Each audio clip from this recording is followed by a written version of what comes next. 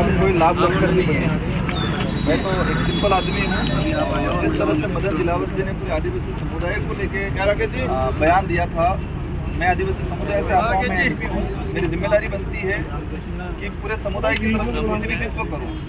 एक जिम्मेदार पद पे रहते हुए अगर मंत्री इस तरह से किसी मैं ये नहीं कह रहा हूँ आदिवासी किसी भी समुदाय के लिए इस तरह से बयानबाजी नहीं करनी चाहिए।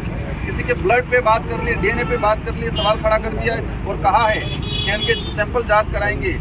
क्या किस तरह से बद्दा बयान दिया गया? अभी तक पार्टी हाईकमान भी चुप है। इस तरह के मंत्री को तत्काल हटाना चाहिए। आदिवासी समुदाय कमजोर है, इसका मतलब ये थोड़ी है जो मर्जी है वो बोलते हैं।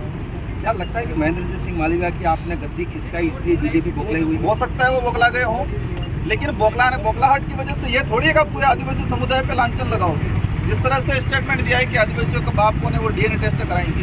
एक जिम्मेदार पद पे बैठा हुआ शिक्षा मंत्री क्या शिक्षा डिपार्टमेंट का कल्याण करेंगे? ये पूरे समुदाय पे लांछन, ये किसी भी समुदाय को इस तरह से बयानबाजी नहीं करनी चाहिए।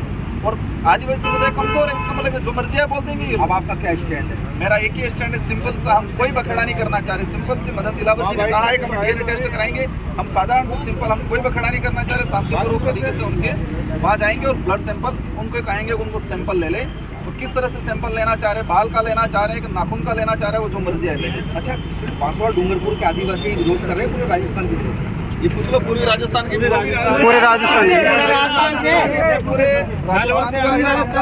पूरे देश का मामला है। आदिवासी कमजोर है, सड़कों पे नहीं आ सकता है। आदिवासी आर्थिक रूप से 2 वक्त की रोटी के लिए तरसता है, इसलिए वो आंदोलन नहीं कर सकता ज्यादा।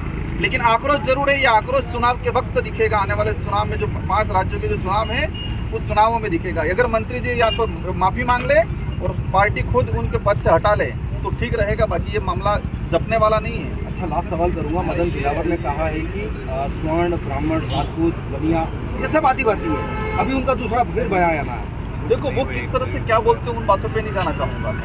मैंने जिस तरह से उन्होंने आदिवासी समुदाय पे ऑथेंटिक सर्टिफिकेट मिला हुआ हमें उस कम्युनिटी के लिए जो बोला है, तो मेरा फर्ज है मैं जिस कम्युनिटी से आता हूँ उस कम्युनिटी पे जो भी बात उठाएगा, अंगुली उठाएगा, उसके खिलाफ लड़ेंगे। अच्छा, आप ये उपचुनाव 84 में जो उपचुनाव होने जा रहे हैं उसको लेकर के कहा जा रहा है, कयास लगा रहे हैं कि बाप पार्टी से जो है राजकुमार की पत्नी अब जो है वो चुनावी मैदान है। ये इशू ही नहीं है आज का, ये चुनाव का इशू नहीं। आज सिंपल सी चीज़ है, राजस्थान का शिक्षा मंत्री कौन लड़ेगा कौन नहीं लड़ेगा ये बात तय है कि मेरे घर से चुनाव नहीं लड़ेंगे। लेकिन ये इशू ही नहीं है। आज एक ही बात है कि मदन दिलावर जी हमारा सैंपल ले। बिल्कुल, ये थे हमारे साथ में शिक्षा मंत्री